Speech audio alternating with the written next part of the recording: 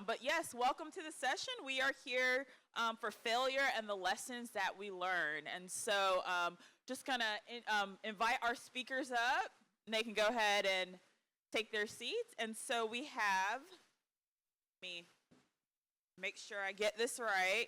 Okay, we have Corey Jackson and Barb Royal. And then we have Kathy, who's going to be our moderator for this. So excited to hear from them. And yeah, that's everything. We're going to, after this, and I'll also mention this after the session as well, but we will break for lunch in the Boyd Plaza. So you guys are already here. The food trucks are down there, and we're going to reconvene at the main stage at 1:15. But I will make that announcement at the end as well. So, all right, without any further ado, here you go. Hey guys, how is everybody doing today? We're warm. Julie, get away from there, man. You're making me jealous. Look at her. She's like hugging me. I just want to kick us off. Thank you guys for coming out here and braving the cold with us. I think that's important. The weather absolutely did fail us today, but this conversation will not. So I want to start with this lovely woman right next to me, Miss Barb Royal, hailing from Myrtle Beach. Drove out to hang out with us today. She is the executive director for eMYRge, the HTC Aspire Hub up there. They are an entrepreneurial support organization that really helps drive the entrepreneurial community in Myrtle Beach, which we love, and the founder of Kids Can Give Too. Following over, we've got Corey Jackson, former NFL defense lineman for both the Denver Broncos and the Cleveland Browns. Founder of Qwerkz, which is designed to help football players that are passionate about business, as well as a native to South Carolina from Camden. Yeah. So I will let you guys kind of talk a little about your a little about your backgrounds. I know I gave a little bit of a brief intro, but I want to let you guys kind of tell them the story of how you guys got to where you are today. Do you want me to go first, Corey, or you want to go first? Go for it. Okay, I'm going to go first. So I am an educator at heart. I taught elementary school, many different grades for 21 years. And I came up with the idea for a startup, as many people do, just kind of in my everyday walk of life. I was raising 3 little kids at the time. I was teaching elementary school. I was really in the kid zone. So I started my beautiful, now defunct, failed company called Kids Can Give Too. And Kids Can Give Too, I used to describe it as my 4th child. I believed in it so much. I worked hard for it. My heart was right with that company. And I want to make sure I make that perfectly clear, because it speaks a little bit about how we handle, I'm competing with the waterfall behind me. Shh. It's not distracting at all, nor is the cold. But Kids Can Give Too was really my heart and soul. I came up with the concept in my everyday life. I was going to a lot of birthday parties. My kids were 6, 3, and 2. And I was working that birthday party circuit. And I was constantly going to these parties, and I'm buying presents like I don't even know these kids, right? And then I would dump the present in a bin, and gone were the days of sitting in a circle in your party shoes and everybody opens and oohs and ahs. That doesn't happen anymore. So I said to myself, this is like a colossal waste. Then I started having birthday parties for my own kids, and I'm getting 20, 30 gifts that are coming in, and my kids are like, I'll take this one and this one. And then the rest go into a re-gifting closet, or they end up in my playroom, and then the kids get buried and I never find them again. So I was like, there has to be a solution to this. And my solution was Kids Can Give Too. We made it easy for kids to share half of their birthday gifts with the charity of their choice. It was a simple birthday invitation platform where there was a list of charities that kids could choose from. And we would send out these invitations to parents, and they'd say, hey, little Johnny is going to share half his gifts with Ronald McDonald House this year. And the parent could say, yes, my kid is coming. Here's $20. Sometimes grandma and grandpa would give $100. And then the child would watch that money grow.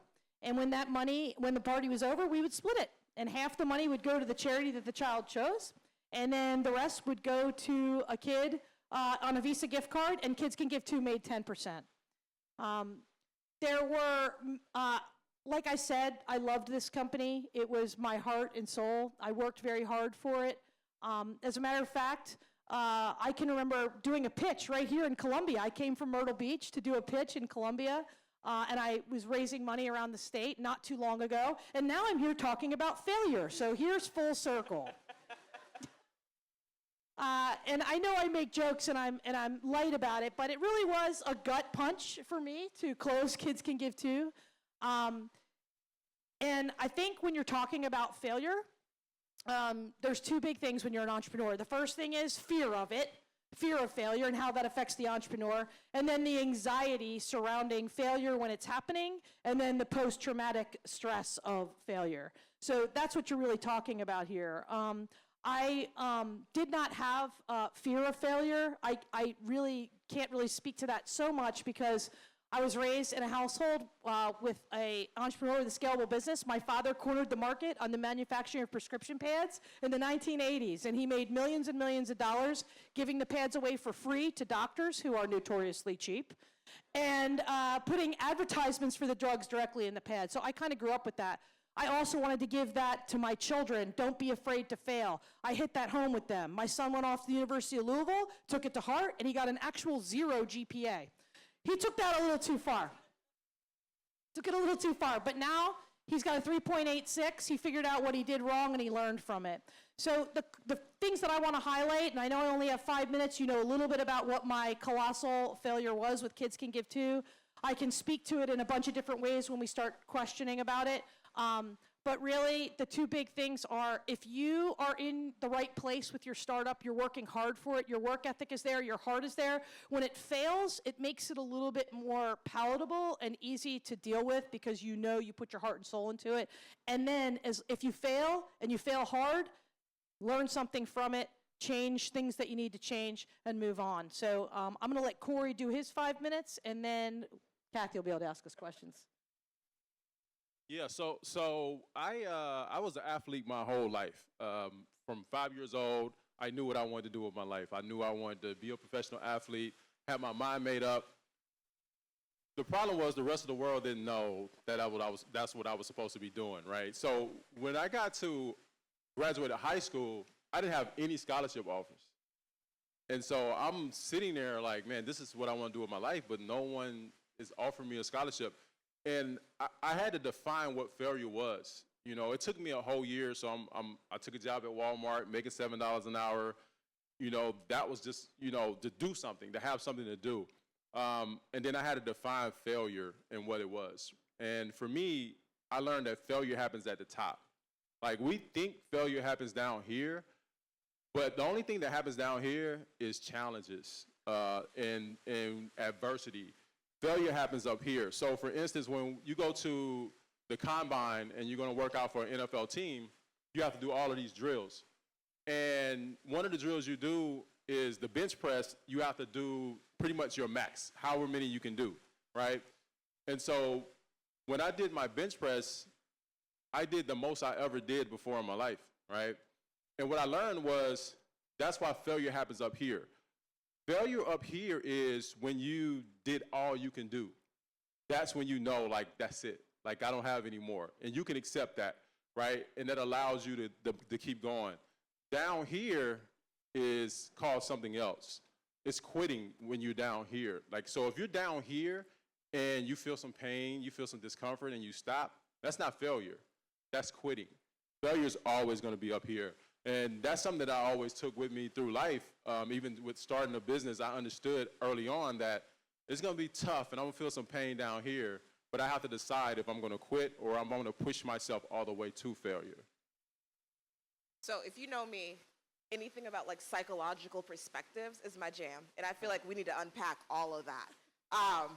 So like for you, it was like, I'm not afraid to fail. We're just going to get there and do it and see what happens. And then for you to take it from the top, like you have physically and also mentally like taken your max and moved towards that. So I want to know, as an entrepreneur and you're walking into this space, how do you prepare yourself mentally to deal with that? Yeah, so the mental aspect is all about the emotions, right? You know, sitting up here, you know, do they think I'm going to be smart or funny or clever or like what the outside world sees me as is really what we deal with every day, right? That's the mental part that we have to focus on or have to overcome, right? And so when we step into something new, like when I stepped into the NFL, I didn't have any football experience. I was a basketball player.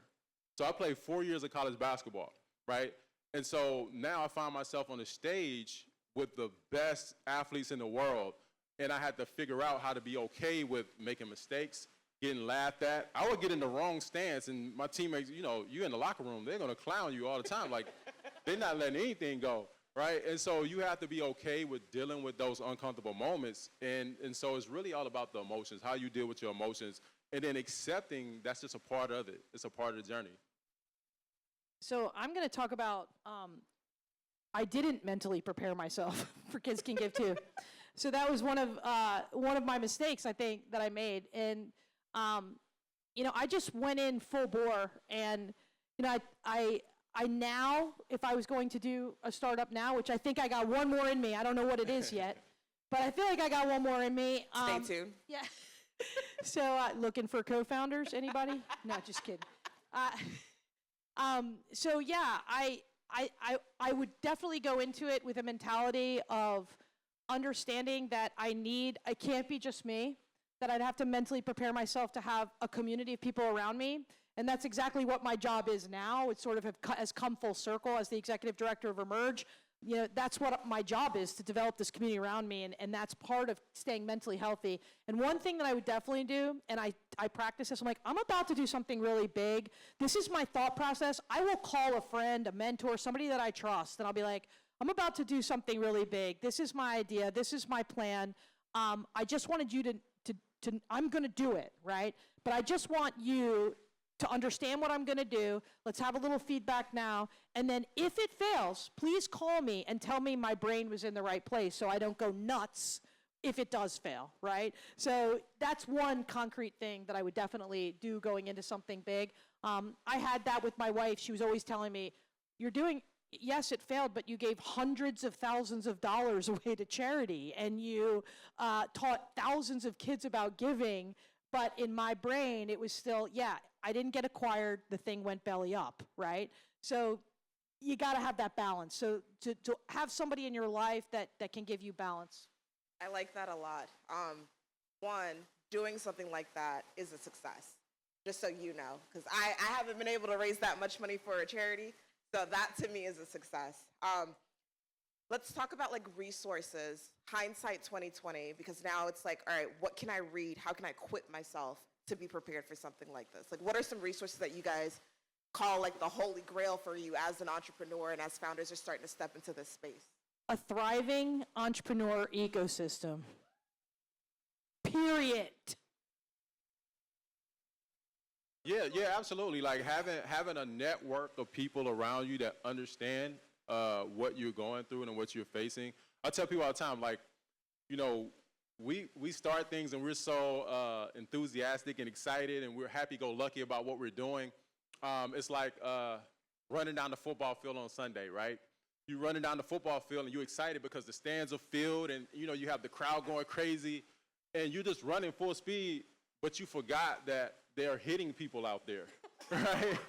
and so you're running down this field and you're going full speed and all of a sudden someone comes in from the blind side and just knocks your helmet off and like your face is in the dirt and you laying there. Like once you come to your senses, you're probably not gonna ever wanna do that ever again, right? And so it's just understanding that if you're in the game, you're gonna get hit, right? Like we have to understand the moment we decide to do something special or important or something that matters to us, we're going to feel some pain at some point in some time. So we just have to understand that. And if we know that, then we can get back off that ground, get in a huddle, get ready for the next play, and keep going. All right, we're going to switch it up a bit then. We're getting smacked down. Let's talk about that one failure that, like, it stung. Like, it was like a 500-pound linebacker running at you, and it knocked you out. What was that? Yeah, so I started my first company while I was in the NFL. So I was really excited about entrepreneurship, and also I understood the business of the NFL. Like, you know, they say NFL stand for not for long, and so you know, like, it's going to come to an end. And so I started a company with an older gentleman out of DC, and we were, I was really enthusiastic, so I got a bunch of my friends and teammates involved. I got, relationships on the line and all these things, and then we got to a point where he just wasn't able to go where I wanted him to go with it. And this is why I say I define failure and what that is. So in that moment, I thought it was failure, but it wasn't, right? It was just, I got so frustrated with that process that I quit. And I was like, okay, we're not doing this. And I decided to walk away from it. And in hindsight, there was more moves to be made, right? And so I left meat on the bone, and there was things I could have did, and I learned a lot from that experience. But the biggest part of the reason why I call it failure is because my friends were involved, and I had people that I cared about that was a part of it. And that's the thing that we have to deal with when we're building a company or we're deciding to do something important to us. When we get people that we care about involved, that emotion of like, we don't want to let them down is very strong. And so it's very important to be very transparent with everyone and saying, hey, this is a possibility. This might not work, right? And everybody has to be okay with that. Yeah, I want to piggyback on that because there's a possibility this might not work. There is a strong ass possibility that this might not work. I mean, that is the truth, right? You hear these things like, 9 out of 10 startups fail, right?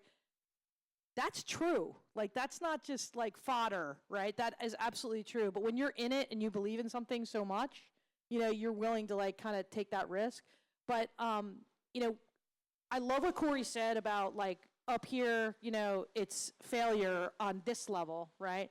But I can talk about something that was kind of a gut punch that happened when I was building Kids Can Give Too. So I started building Kids Can Give Too when I was, my kids were very little. I was teaching full time. I was a little bit crazed with it. And then there was I'd quit my teaching job. I'd moved to South Carolina. There was an article in the Sun News about a guy named Paul Reynolds who was starting a co-working space to support people with big, hairy, audacious goals. And my wife saw it, and she was like, hey, you need to go here with Kids Can Give Too, because, she was working and I wasn't, and I was just kind of, not doing anything or contributing in any way to the financial stability of my family. So she was like, hey, you should go here with your idea. So I did. And I met this guy, Paul, and I told him about my idea and that I had built it. And he's like, you built it? And I'm like, yeah, well, I mean, yeah, I'm done. And he's like, well, A, you're never done. And B, I'd love to see it, right? So I showed it to him. And then he said, hey, I want you to go home and I want you to research a coding platform called Ruby on Rails.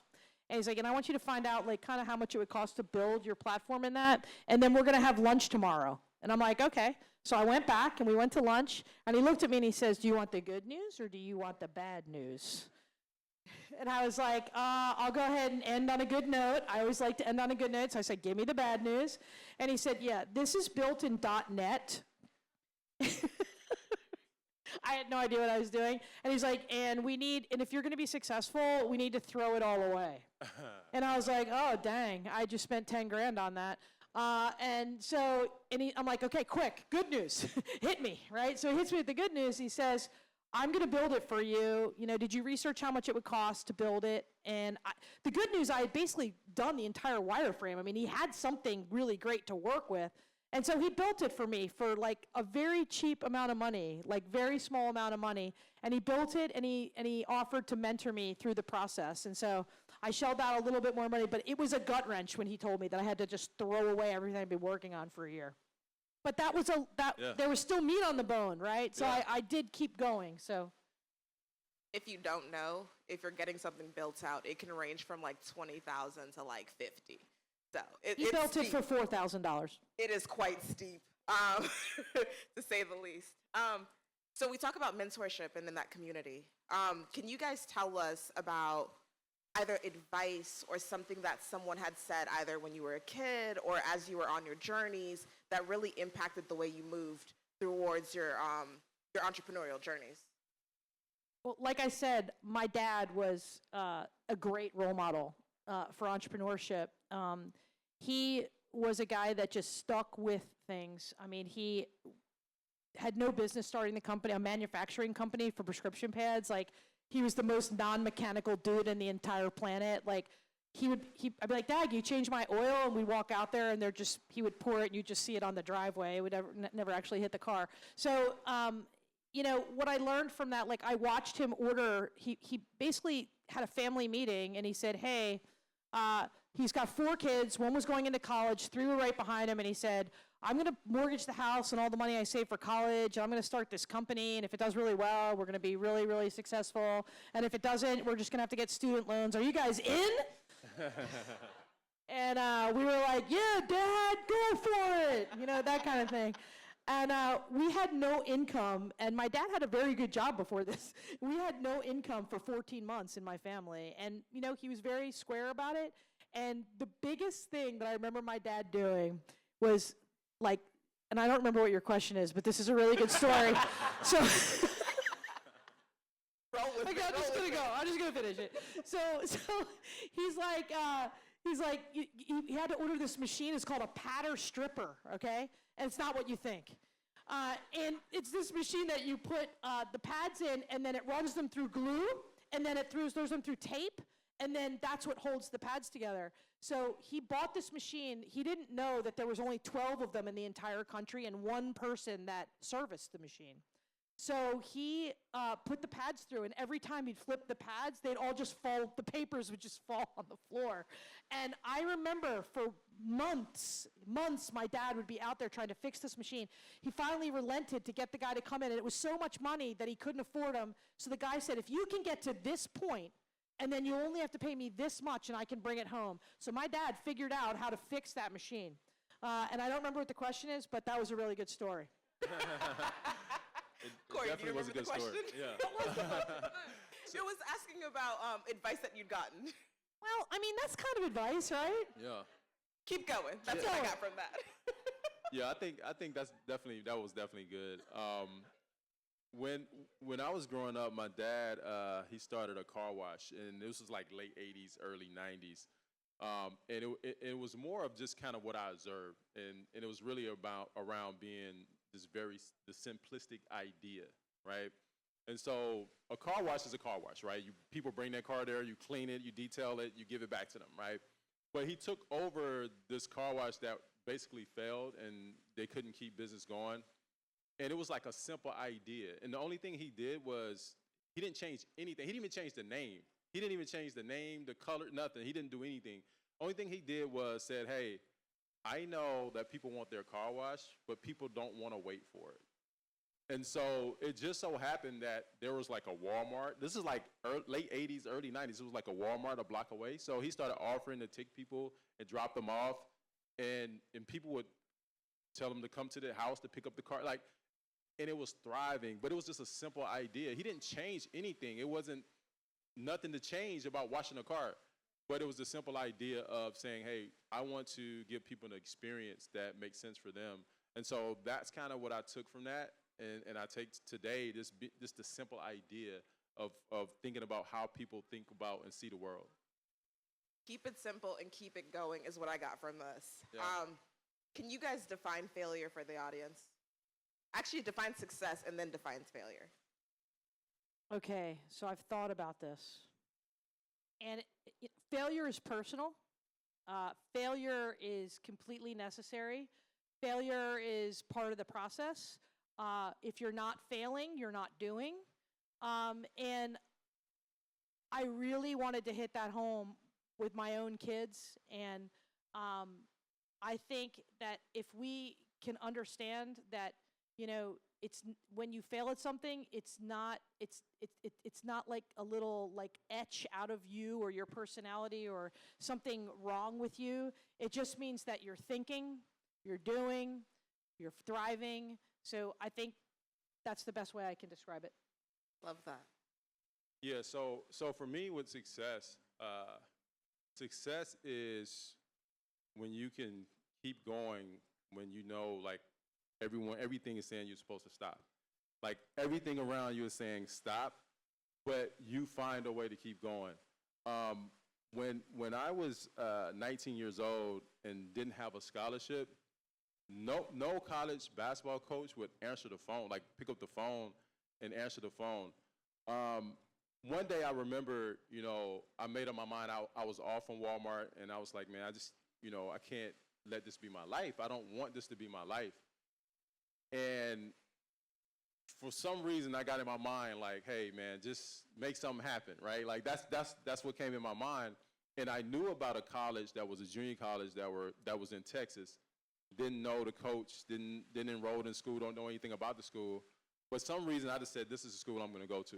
So I go to Walmart, quit. I go to a bus station, buy a one-way bus ticket. Take a 2-day bus ride. I'm 19, like I don't know no better, first of all. I'm thinking, I haven't even applied for the school. So I take this bus trip 2 days across the country, and thank God I had a one-way ticket because I wanted to get off the bus. Like every time, if you ever been on a Greyhound bus, it stops in every little town. And every time it stopped, I'm wanting to get off. But I got so far away from home that like no one could drive to come get me. So I had to stay on this bus. And the crazy thing was I got to Texas and I called the coach. He has no idea who I am. He think that I'm this kid that's wanting to get recruited. So he said, well, send me some film. And I'm like, no, I'm at the bus station, man. Like I need a ride. And I'll never forget it. The guy says, well, how big are you? And at the time I was probably about 6'5", I'm 6'10". Come get me. Exactly. And so I knew like there's not a college coach in America that's gonna leave a guy that tall at the bus station, right? But the guy came and picked me up, and from that day forward, like I became one of the top junior college basketball players in the state of Texas. Earned a scholarship to the University of Nevada, became one of the top rebounders in the nation, and then eventually made my way onto the football field. And so none of that would have happened if I would have accepted like this is the fate, like this is it, And I think sometimes we have to push past these obstacles, even though no one else may be able to see it, and that's okay, because you can quit any given time. But I feel like as long as you're tapped into something and it matters enough to you, you keep going. I love that answer. I forgot to say what success looks like. Do it. This is for Julie Kunkel. Success looks like She's in the back. Everybody just stare at her. creating your KPIs and then meeting those KPIs. What are KPIs? It means just being thoughtful. I think success means being thoughtful about what you're striving for and setting goals and then accomplishing the goal. Like being thoughtful. Define KPIs for the audience just to make sure everybody knows. Julie, KPIs. Key performance indicators, if you didn't hear her back there. We're going to segue. I'm going to allow the audience to tap into the wisdom that is these two. I'm just moderating, so tap into the wisdom. Anybody have questions they want to know about how do you overcome failure? All right, Qwerkz students, let's go.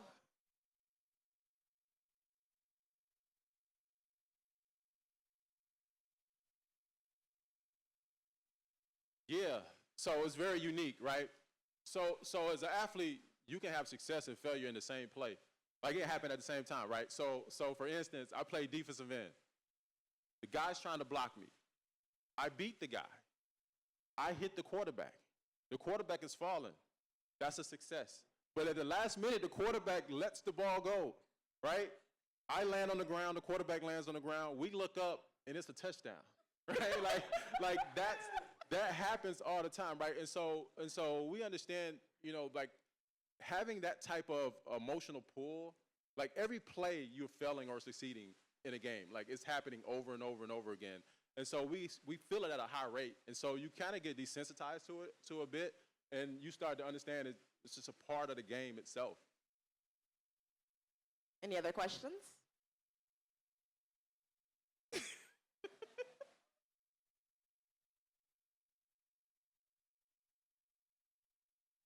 What helps you get back from that failure and how do you get back on your feet from that failure, correct? Yeah, so I would say for me, I had a lot of conditioning, right? So like growing up, like I said, I wanted to be a professional athlete, so I used to always compete against my cousins, which were like older than me. So they're like 4, 6, 8 years older than me. But I never think I'm gonna lose. I never think I'm gonna lose, right? That's a hard life because emotionally, when you lose, you have to deal with that. But I would lose every day. And from the age of 5 to about the age of 12, when I started growing, Like I would lose every day, and then all of a sudden one day I grew, and it all changed. But I was conditioned to deal with coming back every day. I would go home crying every day, but by the time the sun was up the next day, I was ready to go again. So it's all a conditioning. It's just like an exercise. You have to keep, a lot of times what happens is we'll try something and feel some pain and stop. And so we don't get conditioned enough to go through that pain and keep going. Because once you've done it once, you're like, oh, it wasn't as bad as I thought. And then you can keep going, but it's all an exercise. And it's also balance. You know, you got to make sure that, yeah, failure could happen, but you got to make sure that you're keeping in your head the other things that are going well, and that you can't just get totally taken down by the failure of it all, but you have to think about making sure you're keeping balance, saying, okay, if I stop, then these good things are going to stop too. So just make sure you're keeping balance. And then also you can express yourself. Like I literally cried after every loss all the way to like college. Like when I wanted to win so bad, like I literally cried after every loss, but it's okay. Like you can cry through it and keep going. One more question.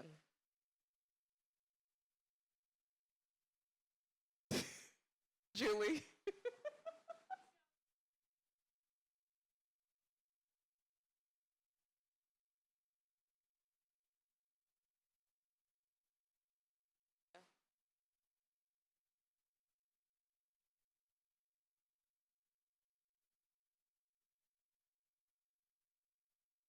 And the question is defining when you're done. Yeah, you know, the flip side of that is what people often say, fail fast. Has anybody ever heard fail fast before? And that means that, you know, you have to be discerning. I mean, I think that people forget that that's a characteristic of an entrepreneur. You have to be discerning. And you have to really think about, you know, failing fast just means like you figured that out. You tried to do something. It's not working. Don't keep trying to do it in a million different ways. Just scrap it. Go on to something else. I think part of that is fail fast, and that was something that I did not do with Kids Can Give Too. I dragged that shit along with me. And I think the reason I did was because it was such a feel-good thing, right? It was such a beautiful thing that I was doing, and I'm giving money to charity, and I'm teaching kids about giving, but really, like, the business plan part of it, I just built it, right? If I had to do it now, I would have had customers and partnerships and things built before I even started to build my .NET site. So my point is that, like, I think that discernment is a really important thing, and I think it is a skill.